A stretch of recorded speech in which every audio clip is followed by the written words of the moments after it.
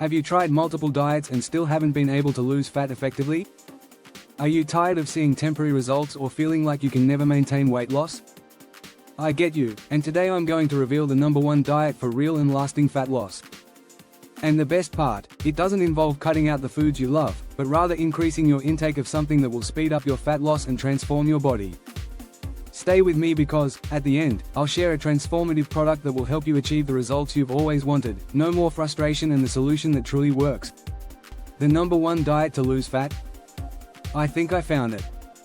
Losing fat is hard, let alone keeping it off, but there's a reason the saying, "abs are made in the kitchen," still exists. It's true. Unfortunately, there's a ridiculous amount of misinformation out there, and even the popular diets that work tend to have more cons than pros. Today, I'm going to share the size back diet, which is simple, easy to follow, and really works. Here's everything you need to know. First, you need to understand that all fat loss diets, regardless of what they're called, have one simple goal: to get you into a calorie deficit, where you're eating fewer calories than you burn every day. But in the diet I'm going to show you today, instead of cutting out foods, the first step is actually the opposite: eat more, but not just any food. I'm talking about protein. A study published in 2005 had participants change nothing except eating double the protein they usually did. You'd expect that, since they were eating more, they would gain weight, right?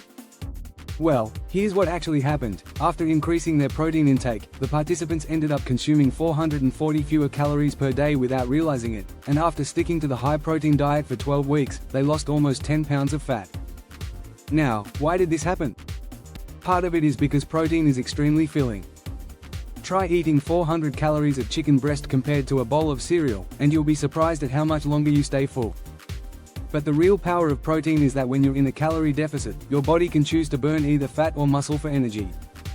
Eating enough protein, ideally at least 0.8 grams per pound of your body weight per day, sends a powerful signal to your body to keep muscle and burn fat for energy. That's why high-protein diets not only lead to greater fat loss during the diet but also help prevent fat regain after the diet is over. However, don't make the same mistake I did and start eating chicken breast for breakfast, lunch, dinner, and even dessert. You have plenty of other options. For example, here's what 30 grams of protein from different sources actually looks like in each of your meals. Pick one you actually enjoy. Now, let's continue with the theme of eating more, but now with carbohydrates. When I was trying one of my first diets, I went on bodybuilding.com and saw a post from a ripped bodybuilder sharing his diet. He explained how he cut out all carbs and basically ate only meat and vegetables. The next day, I gave it a try.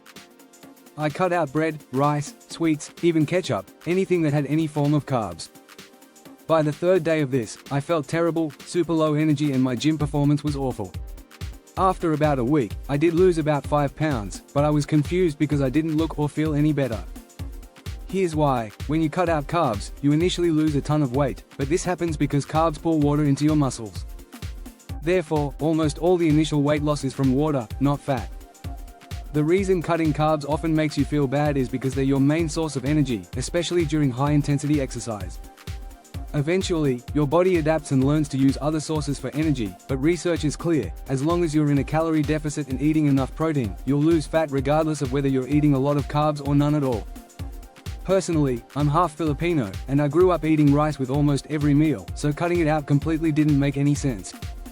You should have seen the look on my mum's face when I told her I wouldn't be eating rice for dinner. That said, carbs can add up quickly in calories. If you're overeating, you'll probably need to cut back on some carbs or at least choose less processed carbs that can keep you fuller with fewer calories. A strategy I personally use is saving most of my carbs for before and after my workout when I need the most energy, and then adding them into other meals depending on the room I have in my calorie budget. Now, let's address the elephant in the room, which is my face. I just got back from Hawaii, and I kid you not, I had the most epic fight with a shark. If you think my face looks bad, you should see what happened to Mr. Shark. Just kidding, here's what actually happened. Alright, back to the diet. So far, we've talked a lot about protein and carbs, but there's another food group we haven't covered yet: fats. Unlike carbs and proteins, which contain 4 calories per gram, fats are much easier to overeat because they contain more than double the calories, 9 calories per gram. Aside from the obvious fats like desserts, cupcakes, and fried foods, the real problems are often the hidden fats that sneak in calories without us even realizing it. For example, here's what 200 calories of salad dressing, mayo, cooking oil, cream, and butter actually look like. I could easily scoop out a couple of tablespoons of peanut butter when I'm hungry, and that could completely ruin my calorie intake for the day. But just like with carbs, you shouldn't cut fats out completely, you should consume them in moderation. Or try making swaps, like using skim milk instead of full cream, spray oil instead of cooking oil, choosing leaner cuts of meat, or using a lower calorie salad dressing. That said, there are some high-fat foods I personally can't live without. Comment below what your favorites are. For me, it's donuts. You don't have to cut everything from your diet, there are ways to fit foods in moderation. You need to include plenty of protein, as well as carbs and fats, in your diet. But how do you apply this to your meals? Let's start with what not to do. A 2021 study had participants follow a strict meal plan. Here's a screenshot of it. The goal was to put them in a calorie deficit, and they weren't allowed to substitute any of the foods provided. After 10 weeks, the results were good. The participants lost about 7 pounds of fat. But here's the catch. Once the diet ended, most of them quickly regained the fat they lost. This is because following strict meal plans doesn't teach you the necessary habits to sustain fat loss in the long term. That's why I love the balanced plate concept. Instead of rigidly planning out your meals, most of your meals should look something like this. First, fill a quarter of your plate with a protein source, like the ones I showed earlier. Next, fill half of the plate with vegetables and/or fruits, and then balance out the last quarter of the plate with carbs and/or fats. Here are some great options from each food category to get started building your own balanced plates. For example, for today's breakfast, I love eggs, so I had a few of them as my main protein source with ketchup, then some whole grain bread with sugar-free jam as my carbs, and some fruit on the side. For lunch, I plan to have a balanced plate with lean ground beef, steamed veggies, and a side of hummus. You can also apply this concept when eating out. I used to be the guy at restaurants restricting myself to just salads or pretending I wasn't hungry to stick to my strict meal plan, but now I just try to build or order a meal that fits within the general idea of having a balanced plate. We've talked a lot about food, but now you're probably wondering, are there any supplements that can help speed up the process? I'm sure you've seen your fair share of supplement ads with ripped guys and girls making all kinds of crazy promises, like, take 2 in a shred and 1 sh of V-can in the morning, and it's like a blowtorch for your fat. While these companies have mastered the art of marketing and taking advantage of people who don't know any better, their products are honestly just glorified caffeine pills that spike your heart rate a bit to burn a small amount of extra calories. They don't do anything meaningful for fat loss. Now, while there are a few legitimate supplements that can help fill gaps in your diet, such as omega-3, vitamin D, and zinc, there is one supplement that's probably the most effective fat loss tool you can invest in: whey protein. A study from the British Journal of Nutrition illustrated the power of protein. After completing a 4-week diet, subjects were split into 2 groups. One group added a 30-gram protein shake to their diet, while the other did not. The protein shake group regained less fat after the diet and maintained a smaller waist circumference. If you struggle to get enough protein every day, whey protein should be your best friend. As for the best type, the most regulated and highest quality is whey isolate. Regardless of where you buy it, I highly recommend making this investment. Now you should have a good idea of which foods to include in your diet. But one factor most people overlook is how often they eat. I used to think skipping meals was a great idea. If I didn't eat much or just snacked lightly throughout the day, I wouldn't get many calories in, and that would surely lead to a calorie deficit.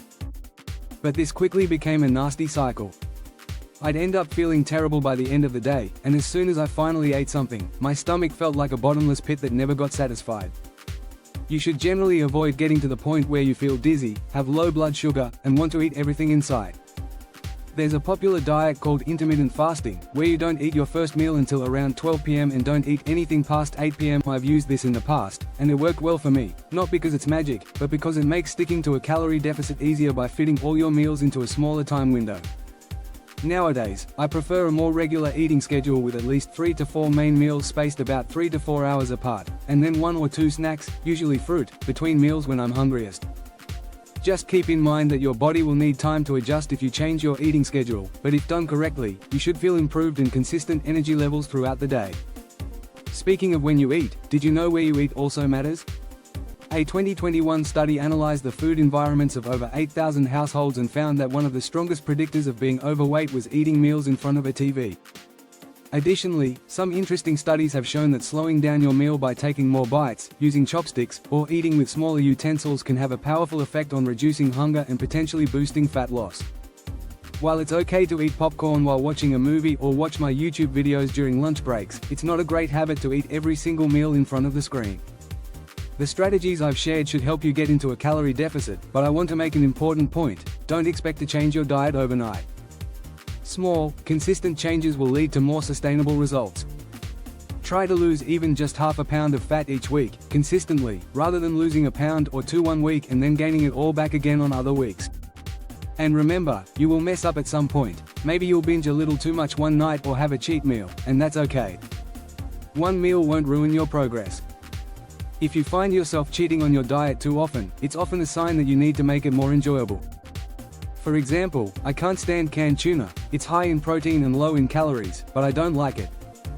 Excluding it from my diet hasn't affected my fat loss results at all. On the other hand, I love Filipino dishes like chicken adobo and sisig, so whenever my mum makes them, I always find a way to fit them in, or sometimes I'll just make healthier versions. The key is to experiment and create a diet that you actually enjoy, because that's what you'll be more likely to stick to in the long run. Creating a fat loss diet doesn't have to be expensive. In fact, I created one of the cheapest fat loss meal plans that costs only about $5 a day. If you're tired of trying diets that don't work and want to finally achieve the transformation you deserve, then be sure to check out the link in the description. There, you'll find a transformative product that will solve all your struggles, helping you achieve the results you've always wanted in a simple, practical, and effective way. No more frustration and wasted time. Click the link and start your fat loss and wellness journey today. And if you enjoyed this content, don't forget to leave a like down below, comment your questions or experiences, and of course, share this video with your friends. It helps the channel grow and motivates me to bring you more tips and content to help you reach your goals.